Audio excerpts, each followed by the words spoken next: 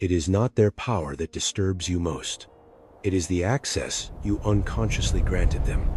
They touched your life for a few seconds. You let them remain inside your mind for hours.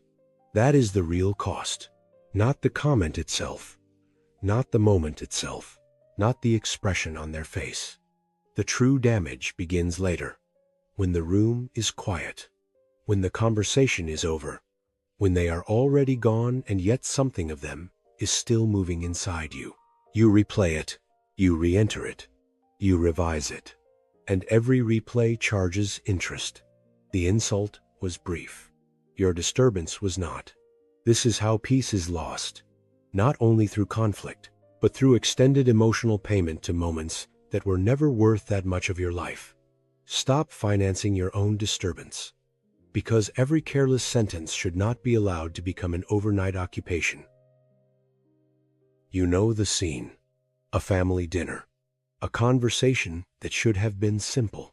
A joke dressed as honesty. A comment delivered with a smile sharp enough to leave a mark. You feel it immediately. The body notices first. A change in the pulse. A tightening in the jaw. A slight contraction behind the ribs. But you say nothing. Not because it was harmless. Because you do not want to be the sensitive one. The difficult one. The one who ruins the mood. So you perform normalcy. You smile. You nod. You keep eating. You continue the evening as if nothing happened. But something happened. And later, when the house is quiet, the scene returns. Every word, every look, every version of what you should have said, every alternate ending. They have gone to sleep. You brought the ghost home. And this is why you feel exhausted. Not because their comment was so powerful, but because someone touched your peace for 2 seconds and you carried it for the rest of the night. That is the hidden tax, not the insult. The private afterlife you gave it. Anger does not begin with the insult. It begins with interpretation. A comment lands. That is the stimulus. Then your mind moves instantly to meaning. They do not respect me. They are trying to diminish me. If I stay quiet, I look weak. If I do not answer now, I lose. This is the turning point. Stimulus. Story. State. Response. The stimulus is what happened. The story is what your mind decides it means. Then the body follows. Heat in the chest. Tightness in the jaw. A faster pulse. Narrowed attention. That is the state. And then comes the response. You snap. You freeze. You laugh it off. Or you stay silent and resent it later. Most people try to control themselves at the response stage. That is too late. Stoicism intervenes earlier, at the story phase. Because once the body has already been flooded, clarity becomes expensive. The mind loses precision. The nervous system takes the wheel. And now you are no longer choosing. You are reacting. That is why Stoic discipline is not merely about calming down. It is about catching the meaning-making process before it hardens into emotional weather. Do not wait until the room is already on fire. Cut the wire at the source. Marcus Aurelius did not become strong by demanding a gentler world. He did not wait for people to become wiser, kinder, or more respectful. He understood that this would never happen reliably enough to build peace upon. So he trained differently. He refused to let the room dictate his inner temperature. Most people live like thermometers. They reflect the climate. If the room is toxic, they become toxic. If the room is loud, they become loud. If the room is sharp, they become defensive. Their internal state is set externally. Marcus chose another model. The thermostat. A thermostat notices the temperature without becoming it. It registers the environment, but it does not surrender its authority to the environment. That is inner weight, not numbness, not emotional emptiness, not pretending nothing affects you. It is the refusal to let the spark become the driver. A self-governed person can feel the irritation without becoming an instrument of it. That is power, not the absence of emotion, but emotional authorship. Not every comment is a fresh wound. Most comments become heavy because they open an older archive. Disrespect disguised as humor. Control disguised as advice. Invalidation disguised as logic. Guilt disguised as love. This is why some moments feel larger than the sentence itself. You are not only reacting to what was said, you are reacting to what it unlocked. A history, a pattern, a familiar ache.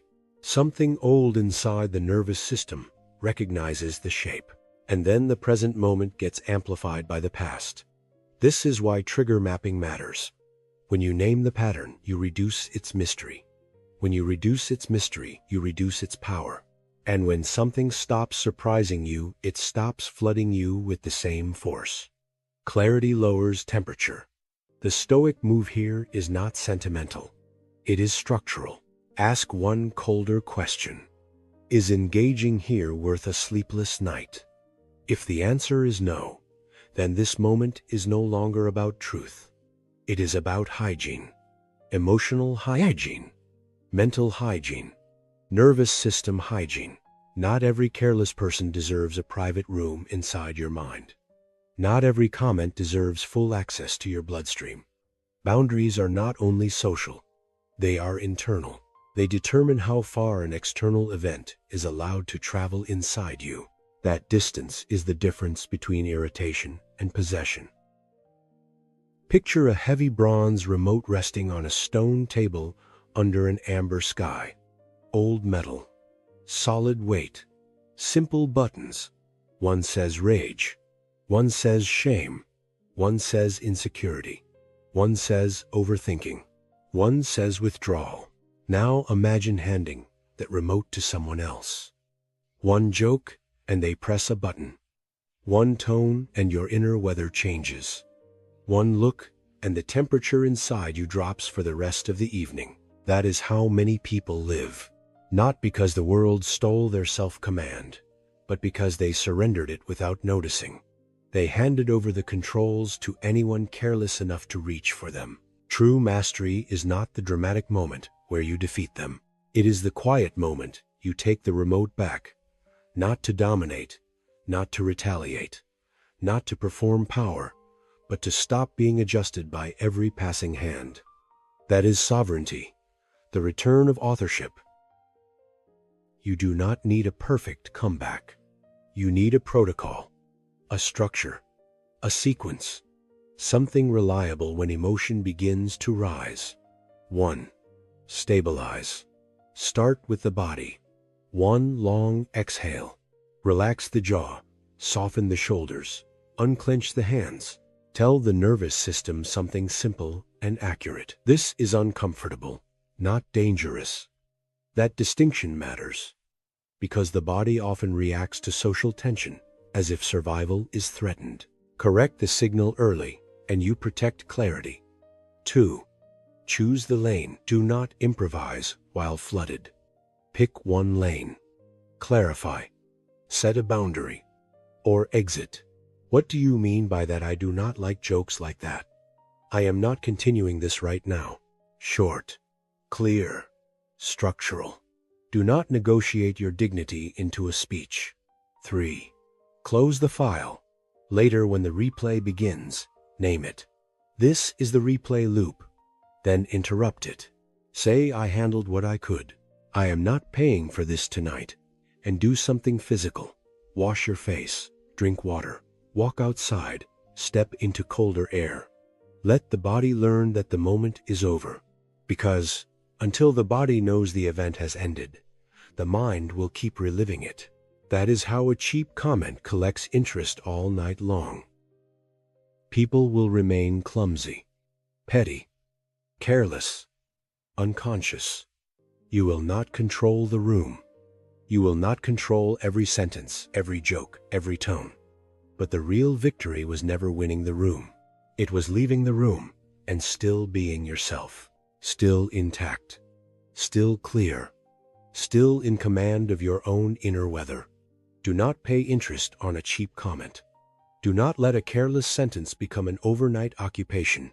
Do not allow 2 seconds of contact to purchase hours of residence inside your mind. Stop being a thermometer. Be the thermostat. Notice the atmosphere. Never become its servant.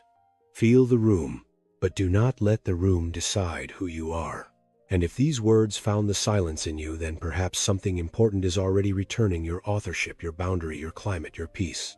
And we will meet again on the next road,